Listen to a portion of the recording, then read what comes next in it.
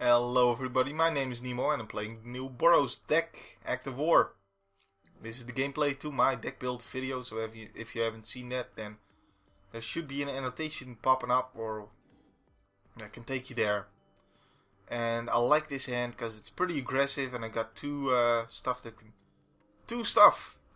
can really beat down and make my early threats into late game presence that can totally annihilate him in his face and in his hoodie.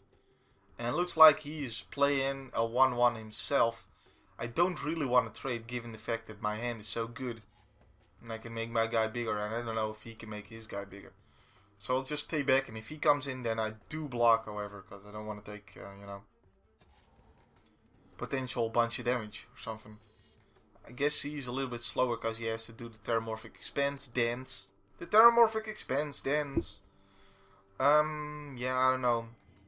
Okay, so he stays back as well. So I'll gladly stay back, and then we can both stay back, and then when I drop this guy, I'll get in with it, you know. I'll be happy then. If he does attack now, I won't block it. Because I'll be able to, you know, with Glory of Warfare and all that, this guy's first strike will be more relevant than his guy's. This is first strikers. Although I guess, I mean, it wouldn't really matter. Although, yeah, I don't know. Well, at least Flamekin Zealot will really help the guy out. Okay, cool. I know what card he has, and it's not gonna work because I'm the same color as him. So whatever. That is why I don't run those. I guess he can, you know, kill my Flamekin Zealot at least, but like I'm gonna deal at least 2 more damage. So, oh wow, he takes all that damage. I guess he has a Glory of Warfare of his own, but then I'm gonna come back with my Glory of Warfare. So I don't know what. Yeah, I don't know. I guess he just really didn't want to lose, dude. Yeah, see, he's gonna swing back, and then Glory of Warfare. Right. So that's a pretty short game there. I'm assuming you're gonna bring them all. Yep, that's the end of that, dude.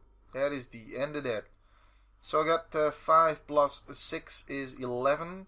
I cannot Stevens him. That is a shame. That is a big shame. Although I can... Yeah, I can now. Alright. Alrighty-o. I'll just bring 4 and play 2 Lightning Helixes to his face under that hoodie. And a GG, sir. And that is a really short game. So the deck works. Alright, my name's been Nemo, and no, I'm kidding. I'm gonna get another game, man. That's way too short. Oh, guess what? I win. Alright, I have found another game against Kurun this time. And I'll try and be a little bit less vocal, I guess. You know, I sort of like this because of the Bright Flame and the fact that I'm gonna have a land to use it. And yeah, I guess it's good enough either way, because I got 2 cards and I got lands, and I mean, you gotta sort of take your losses there and hope that it draws something early as well. This is unfortunately the way this deck does work sometimes. I don't like seeing anything blue when I have a slow hand, because if they get some presence on the board and they got some, you know, counter spells ready, then you can be in for a really shitty day, you know.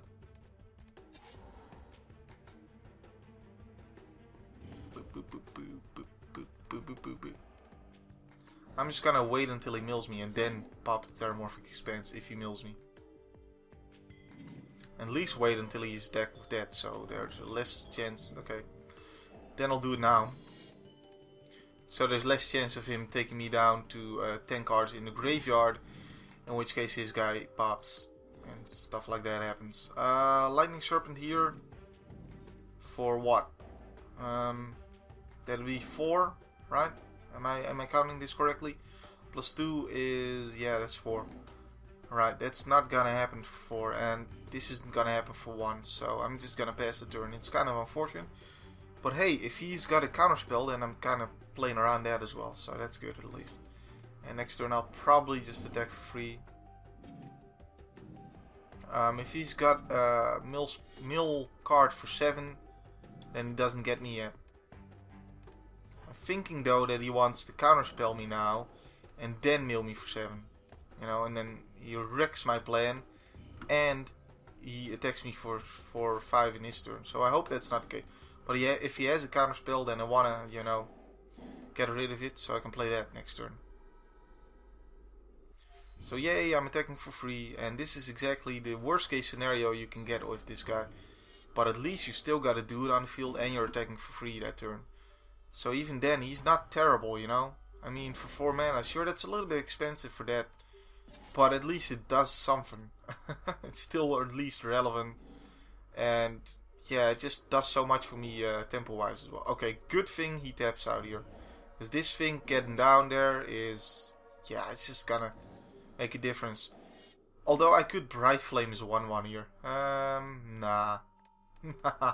that's don't be ridiculous. Now, I really need to get I need to get Leash down, because whenever I cast the spells, stuff happens then. So even if he counters my stuff, then I still get to deal him 3 damage and gain 3 life. So that totally changes the whole clock dynamic on both of us here.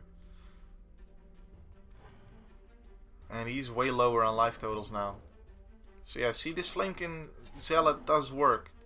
Even in the worst case scenario when you don't have dudes down.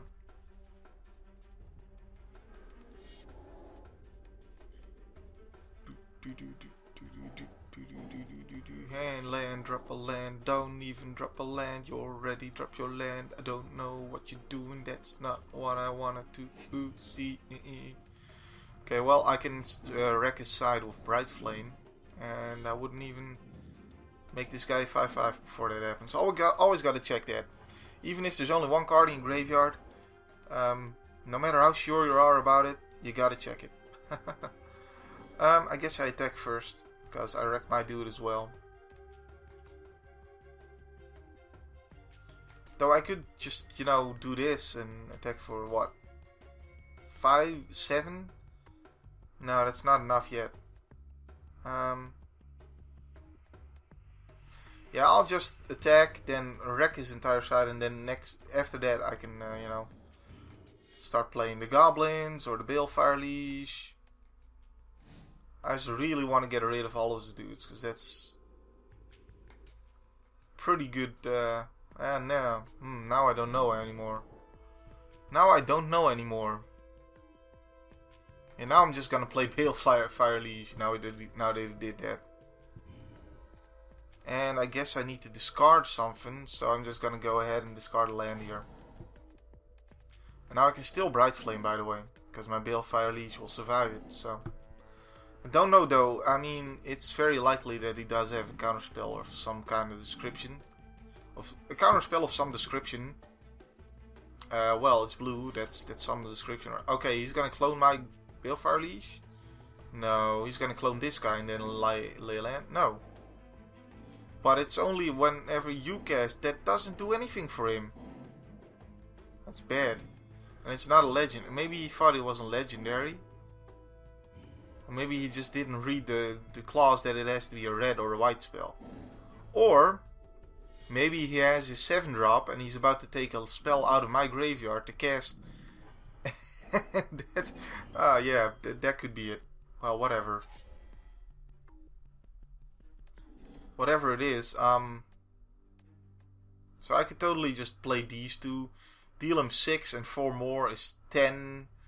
That's already a lot, you know. That is already a lot. I could also play now that deals him 3, and then I got 6 more is 8. You could block too much of that.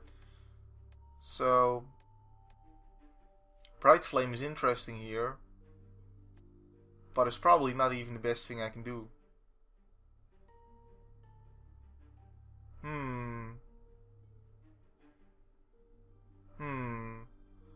Yeah, 2 Sky Knight Legionnaires is probably the best thing I can do. See, this is the thing against mill. You don't always want to value your cards. When I value my cards, when I'm testing a deck, I always don't count games against Mill. Oh yeah, my guys are bigger by the way, so I kill him. Duh. Yeah. Wow, I can't believe I didn't figure that. Unless he has, no, he doesn't have a land open for unsummon. So, GG, sir. So anyways, as I was trying to say is when I'm playing against Mill, I don't always want to actually, like I keep score on every card, how many wins I get and how many losses. Not every card, of course, but only the cards I'm unsure about. But whenever I'm doing that and I go up against Mill, like I don't count those games because Mill is just Mill. It's so very different from playing against any other deck that you really can't take results from playing against Mill into equation. Against Mill, every card that costs less is probably good because you want to do as much as possible in a turn. So yeah, especially the turbo Mill variant, but just any Mill, even the slower controlling Mill, you want to drop multiple creatures rather than one big guy. So yeah, and also against goblins I usually don't count the results of those because you kind of usually lose against goblins either way, whatever you do. So that's usually irrelevant as well. But yeah, a little look into the mind of the maker, I guess. I don't know. I don't make these decks. I just build them the way I want them to be. But yeah, I guess you get what I'm trying to say. So, anyways. That is the gameplay for Art of War. I want to say Art of War, but that is actually a pretty popular book. And I'm sure that's not the name of the deck, but it's kind of based on that. Yeah, it's Act of War. Act of War, that is the name of the deck. Didn't even need to go into the deck manager and do what this guy is doing, stroking his beard and going all, wait a second, that spell I used lately, I'm gonna get that back and I'm gonna cast it again. Yeah, alright. So, anyways, my name's been Nemo. My name will still be Nemo in the next video. Hope to see you then. Hope you enjoyed this one. If you did, leave a like. And always leave your comments because they are fun to read. Not just for me, but probably for other people as well. And see you guys in the next video. Bye bye.